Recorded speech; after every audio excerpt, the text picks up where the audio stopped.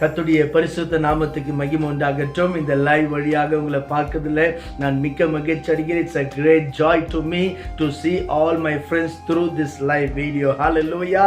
Every Thursday we have a time with Jesus. இயேசுவோட நேரம் வழியாக இந்த நேரடி வழியாக உங்களை பார்க்கறதுல நான் மிக்க மகிழ்ச்சி அடைகிறேன். இது அவருடைய நேரம், அவர் பிரசன்னமாக நான் விசுவாசிக்கிறேன். நீங்கள் இதை கேட்கிற இடத்துல உட்கார்ந்து கொண்டிருக்கிற அவருடைய பிரசன்னம் உங்களை தொடும், அவர் அபிஷேகம் உங்களை தொடும் என்பதை நான் விசுவாசத்தோடு கூட நான் உங்களுக்கு சொல்லிக் கொள்கிறேன். எனவே கொஞ்ச நேரம் ஆண்டவருடைய வசனத்தை கேட்போம், பலனடைவோம். கர்த்தர் நம்மை ஆசீர்வதிப்பாராக. ஒரு நிமிஷம் ஆண்டவர் நம்மோடு பேசும்படியாக நாம் ஜெபிக்கலாம். அன்பும் இரக்கமுள்ள நல்ல ஆண்டவரே, இந்த ஆசீர்வதிக்கப்பட்ட மாலை வேளைக்காக நன்றி செலுத்துகிறோம். இது உம்முடைய நேரம் ஆண்டவரே, உங்க பிரசன்னம் இறங்குகிற நேரம், ஆவியானவர் கிரியை செய்கிற நேரத்திற்காக ஸ்தோத்திரப்பா.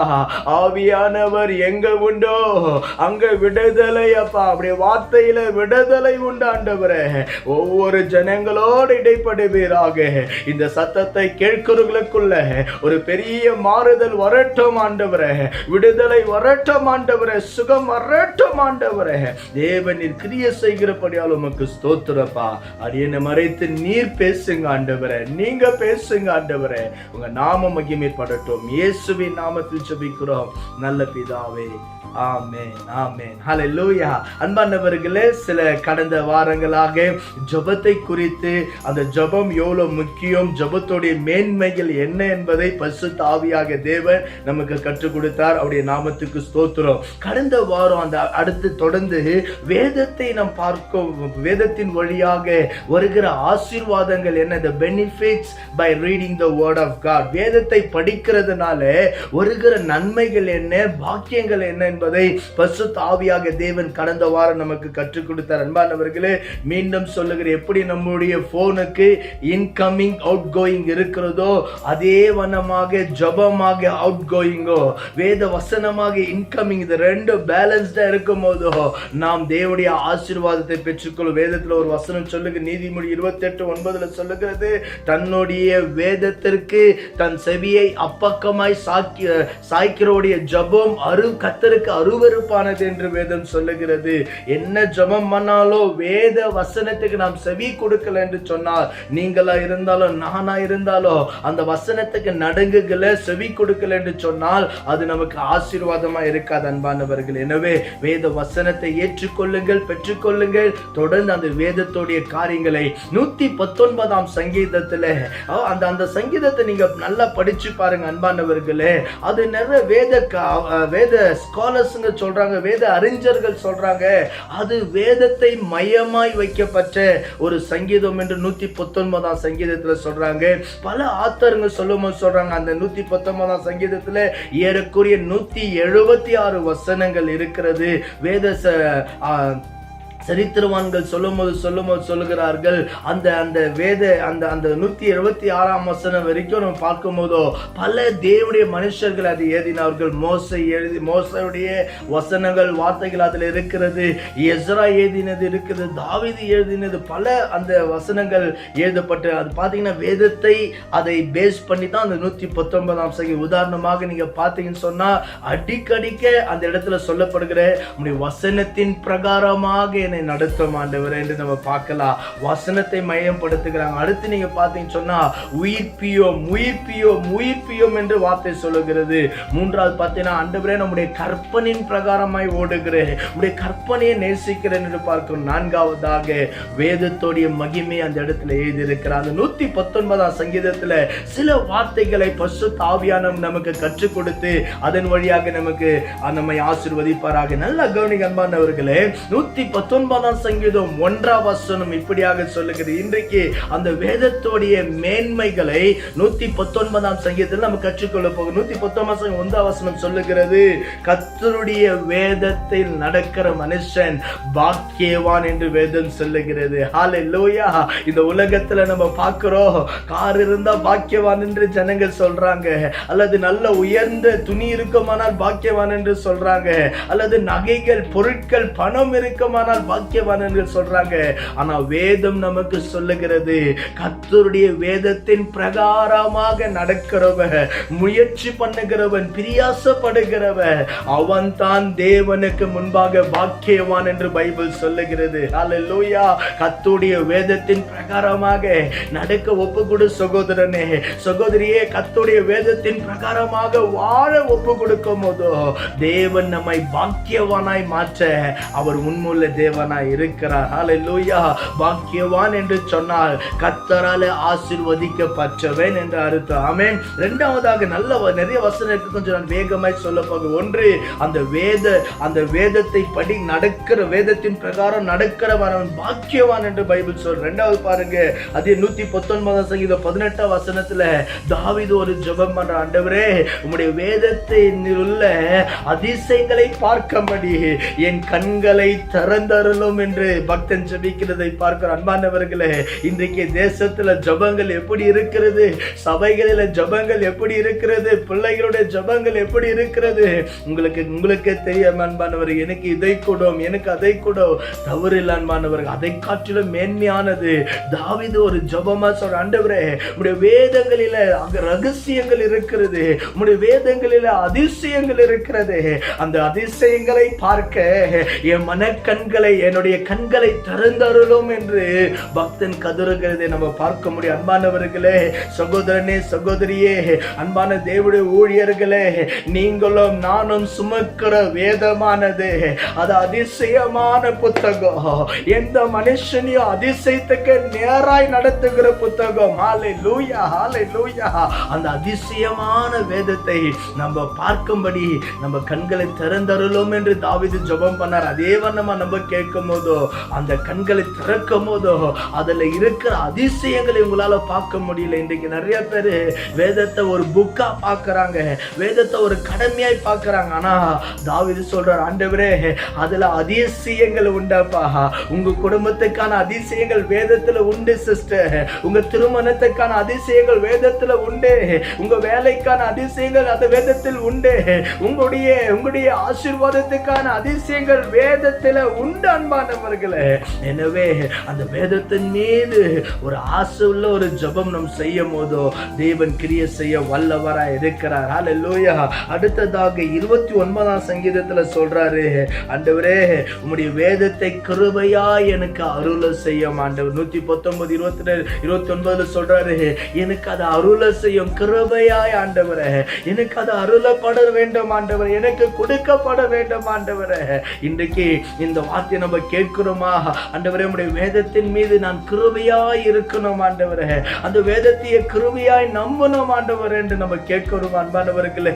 இந்த உலகத்துல ஜனங்கள் பணத்தை நம்பி வாழ்கிற கூட்டம் ஏறாலோ, செல்வாக்கை நம்பி வாழ்கிற கூட்டம் ஏறாலோ, தன்னை நம்பி வாழ்கிற கூட்டம் ஏறாலோ, நீங்கள் நானும் பிரசங்கிக்கிற நானும் கேட்கிற நீங்களோ எந்த கூட்டம் தெரியுங்களா? கிருபையை நம்பி வாழ்கிற கூட்டம். ஹல்லேலூயா. எந்த அழுந்தாலும், எந்த காரியங்கள் மாறினாலும் கிருபை நம்புகிறவர்கள் ஆண்டவர் அவர்களை மறக்கவே மாட்டார் அன்பானவர்களே. ஹல்லேலூயா. அவருடைய கிருபை ஜீவனை காட்டிலும் மேன்மையானது என்று சங்கீதம் 63:3 நம்ம பார்க்கிறோம். எனவே அந்த கிருபை வேதத்தில் இருக்கிறது அன்பானவர்களே. வேதத்தை எடுக்க வேதத்தை படிக்க கிருபை உங்களை சூழ்ந்து கொள்ளும். ஹல்லேலூயா.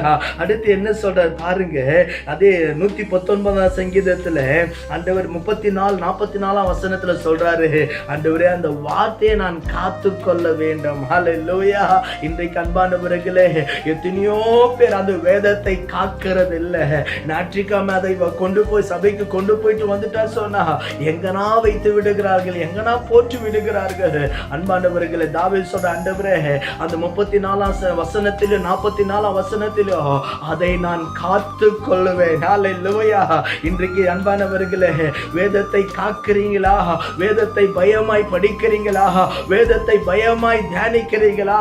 அதை காத்து படிக்கிறீர்கள் அன்பானவர்களை யோசித்து பாருங்க. ஹல்லேலூயா. இப்படி நாம் செய்ய வேண்டும் அன்பானவர், அதை காத்து கொள்ள வேண்டும் பயத்தோட நடக்கத்தோட. அது ஆண்டவருடைய வசன வார்த்தை அன்பானவர்களே. ஹல்லேலூயா. அடுத்து சொல்லும்போது சொல்றாரு பாருங்க. அது 61 வசனம் 109 வசனத்துல எல்லாம் சொல்லும்போது சொல்றாரு, அதை நான் மறவேன் ஆண்டவரே. ஹல்லேலூயா ஹல்லேலூயா. 61 வசனம் 109 வசனத்துல எல்லாம் பார்க்கும்போது சொல்றாரு, I will not forget the law of your God. ஹல்லேலூயா. கர்த்தருடைய வேதத்தை நான் மறவேன். ஹல்லேலூயா. அன்பான சகோதரனே, இந்த செய்தியை கேட்கிற யாரோ ஒருவர் வேதத்தை மறந்து கேட்டுக்கொண்டு இருக்கலாம். வேதத்தின் மீது ஆசை இல்லாத நீங்க கேட்டுக்கொண்டு இருக்கலாம். ஆனா தாவீது சொல்ற, அதை நான் மறக்க மாட்டேன். அதுதான் என்னுடைய ஜீவ, அதுதான் என்னுடைய பல, அதுதான் என்னுடைய ஸ்ட்ரென்த், என்னுடைய வல்லம் என்று கூட சொல்லலாம். ஹல்லேலூயா. நான் மறக்கல என்றார். இன்னைக்கு எத்தனை பேர் வேதத்தை மறந்து சபைக்கு போறாங்க, வேதம் இல்லாத சபைக்கு போறாங்க, வேதம் இல்லாமல் ஜெபத்துக்கு போறாங்க. அன்பானவர்களே, வேதனையா இருக்கிறது. எதை மறந்தாலும் வேதத்தை மறக்க கூடாது. நல்லா கவனிங்க. 70 வசனம் 77 வசனம் சொல்லுகிறது, அந்த வேதத்தில் நான் பிரியமா இருக்கிறேன். ஹல்லேலூயா. அன்பானவர்களே, அதே சங்கீதம் 1:2 நம்ம பார்க்கிறோம். அவருடைய வசனத்தில் அனுதினமும் இரவும் பகலும் பிரியமா இருந்து தியானிக்கிற மனுஷன் பாக்கியவான் என்று வேதம் சொல்லுகிறது. இன்றைக்கு நிறைய ஜனங்க பாருங்க, பிரியம் என்ற ஒரு ஆசை என்று கூட சொல்லலாம். எது மேலெல்லாம் ஆசை இருக்குது, எது மேலெல்லாம் பிரியம் இருக்கிறது. அன்பான, ஒரு துணி மேல ஒரு பிரியம், நகையின் மேல பிரியம், வீட்டின் மேல பிரியம், குடும்பத்தின் மேல பிரியம். ஆனா தாவீது சொல்றாரு 70 வசனம் 77 வசனம் 92 வசனம் சொல்ற, உங்களுடைய வேதத்தில் நான் மன மகிழ்ச்சியா இல்லாமல் இருப்பேனா, நான் துக்கத்திலேயே முழுகி போய் இருப்பேன் என்று சொல்றாரு. ஆமென். வேதத்தின் மீது ஒரு ஆசையை கொள்ளுங்க. ஹல்லேலூயா. அந்த வேதம் உங்களை நடத்தக்கூடியதா இருக்கு. அடுத்து பாருங்க அன்பானவர்களே, வேதம் சொல்லுகிறது 99 வசனத்தில் நம்ம பார்க்கும் போதோ வேதம் சொல்லுகிறது, ஆண்டவரே அந்த வேதம் 1000 பொன் வெள்ளியை காற்றில நீர் வெள்ளமீன வேதமே நலம் என்று அந்த இடத்துல நம்ம பார்க்கிறோம். அன்பானவர்களே, இதெல்லாம் என்னத்தை குறிக்குதுன்னு சொன்னா, இன்றைக்கு நமக்கு ஆண்டவர் கொடுத்திருக்கிற காரியங்கள் எல்லாம் காற்றிலோ அவர் வெள்ளமீன வேதமே நமக்கு நலம் என்று வேதம் சொல்லுகிறது. ஹல்லேலூயா. பொன் வெள்ளியை காற்றிலோ நீர் வெலமின வேதமே நலம் என்று 22 சங்கீதத்தில் நம்ம பார்க்க முடியும். அன்பானவர்களே, 142 சங்கீதம் சொல்லுகிறது, உம்முடைய வேதம் சொல்லுகிறது, உம்முடைய வேதத்தை நேசிக்கிறவர்களுக்கு மிகுந்த சமாதானம். ஹல்லேலூயா. அன்பானவர்களே, வேதத்தை அதிகமாய் நேசிங்க, வேதத்தை அதிகமாய் தியானம் பண்ணுங்க. இந்த உலகத்திலேயே நமக்கு அழியாத சொத்து என்று சொன்னா அது பரிசுத்த வேதாகமோ. அது வியாதியா இருந்தாலும் அவனை ஞானமானாய் மாற்றிடும், அவன் அனாதியா இருந்தாலும் அவனை வழிநடத்தது கர்த்தருடைய வசனம், சத்தியம், வேதம். அன்பானவர்களே, எனவே we should love the word of God, we should love the Bible. அதிகமாய் நேசிங்க.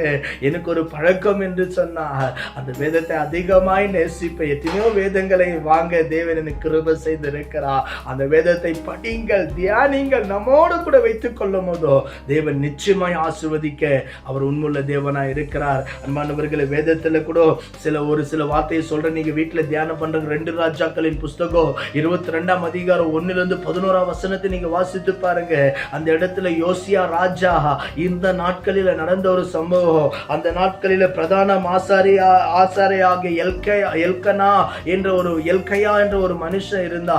அவன் பிரதான ஆசாரி அந்த ஆலயத்தை சுத்திகரிக்கும் போதோ இந்த வேத வசனத்தை அவன் பிடித்து அவன் வேதம் சொல்லுகிறது, அவன் வேத பாரனாக சாப்பான் இடத்துல கொடுக்கும் போதோ அந்த சாப்பான் என்ற அந்த வசனத்தை அவன் வாசிக்கும் போதோ வேதம் சொல்லு, யோசியா ராஜா தன்னுடைய வஸ்திரத்தை கிழித்தான் என்று வேதம் சொல்லு. காரணம், அந்த வார்த்தையின் வல்லம் அவனுக்குள்ள போன உடனே அவனால தாங்க முடியல. அன்பானவர்களே, எனவே வேதத்தை அதிகமாய் நேசிங்க. Love your Bible, honour your Bible, read your Bible.